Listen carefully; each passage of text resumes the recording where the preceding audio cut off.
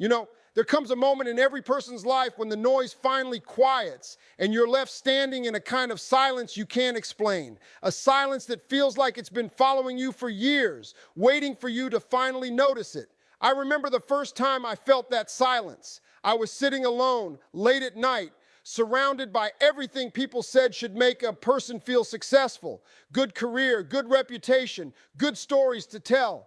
But for some reason that night, none of it felt heavy enough to anchor me. None of it felt deep enough to answer the question I didn't even know I'd been avoiding. I don't know what triggered it. Maybe it was the emptiness of the room. Maybe it was the way the streetlight outside flickered through the blinds. Maybe it was just the weight of years catching up to me. But out of nowhere, this thought came to me, clearer than anything I'd felt in a long time.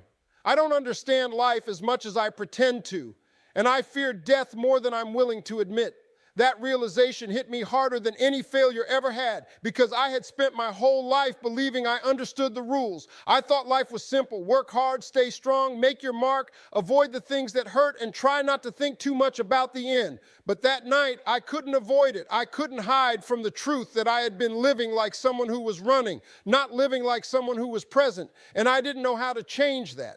Then, almost by accident, something shifted. It wasn't some grand awakening or spiritual lightning bolt. It was just a conversation, a calm, unexpected conversation with a Muslim brother who spoke about life and death like a man who wasn't afraid of either. He wasn't preaching. He wasn't trying to convert me. He was just sharing a piece of his worldview the same way people talk about their childhood or their culture or the things that keep them grounded. But what caught me wasn't what he said.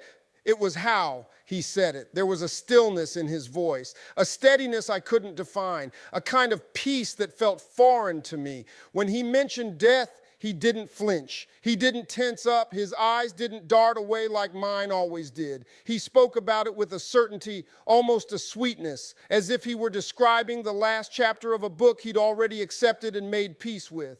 And when I walked away from that conversation, one question stayed with me and refused to leave.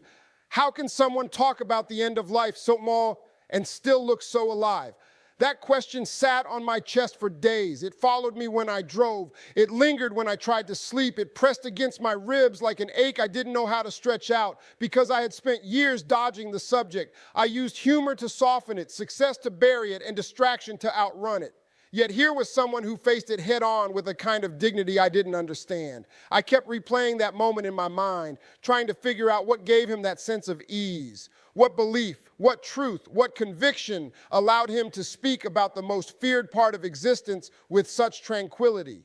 And eventually, curiosity pushed me into a place I never expected to explore. I started listening to Islam, not studying it academically, not searching for theology or debate, just listening the same way you listen when rain hits the window and something in your soul recognizes the sound. I listened to how Muslims talk about life, how they talk about purpose, how they talk about hardship, struggle, mercy, destiny, and then eventually how they talk about death.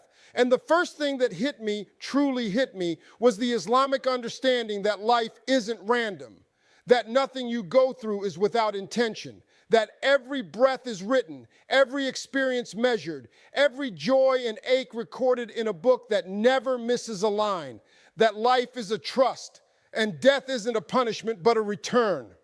A return. That word alone changed the way the air felt around me.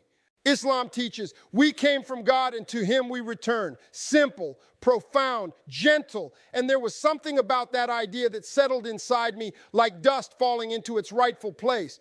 Because in my mind, life had always been a race. Run fast, stay ahead, don't collapse. And whatever you do, don't think too much about the finish line.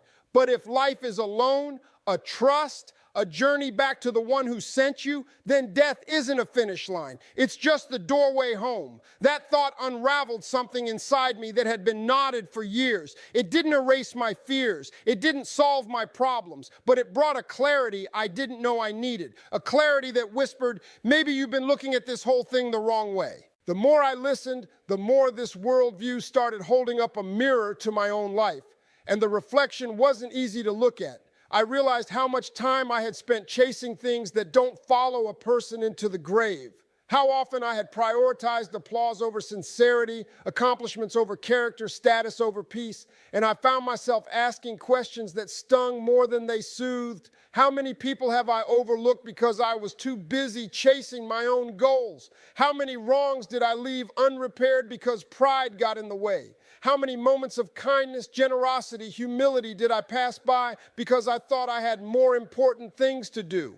Islam places enormous weight on small deeds, the quiet ones, the unseen ones, the ones that don't trend, don't shine, don't get reposted. It says the smallest act of kindness can outweigh a lifetime of achievements.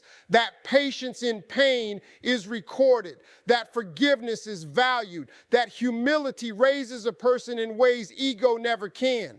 And as I sat with those ideas, something inside me shifted because I realized I had been using the wrong scoreboard for most of my life. I began noticing the teachings everywhere. When I saw a parent holding their child gently, I remembered hearing that children are considered a trust, something God places in your care with love and purpose. When someone passed away, I remembered the phrase Muslims say, "Inna lillahi wa inna ilayhi raji'un." We belong to God and we return to Him. Words that dissolve panic into acceptance and acceptance into reflection. Even when I felt stressed, overwhelmed, or frustrated, I thought of the idea that nothing touches you except what was written for you, that there is comfort in surrender, not weakness. I started seeing the world through a different lens, not because I became Muslim, not because I suddenly changed my identity or beliefs, but because the wisdom I was hearing spoke to something universal, something deeply human. And it made me realize just how often the world teaches us the opposite. This world tells us to fear death. Islam teaches us to prepare for it. This world tells us to chase what we can't keep. Islam teaches us to build what lasts forever. This world glorifies ego. Islam honors humility. These truths didn't make me feel pressured. They didn't make me feel judged. They made me feel grounded. They made me feel like all the noise I've been living in was finally fading, revealing what actually matters underneath it all. As days turned into weeks and weeks into months, I found myself looking at life differently. I breathed slower. I held people a little tighter. I spoke softer. I let go quicker. I understood that everything I worry about, everything I stress over, everything I cling to so desperately, none of it is permanent. And that isn't a sad truth. It's a freeing one. One line in particular stayed with me, echoing again and again in the quiet moments. Life is a loan, and every loan returns to its owner. There's a calmness in that, a dignity, a reminder that we don't walk this path alone and we don't end it alone either. I may not be Muslim, but the wisdom I found in their teachings, the peace, the humility, the clarity, it changed me. It softened me. It opened a door in me that I didn't know existed. And now when I think about life, and yes, even when I think about death, I don't feel the same fear I once did. I don't feel the same confusion. Instead, I feel a gentle kind of peace, a quiet reassurance that we're all here for a reason.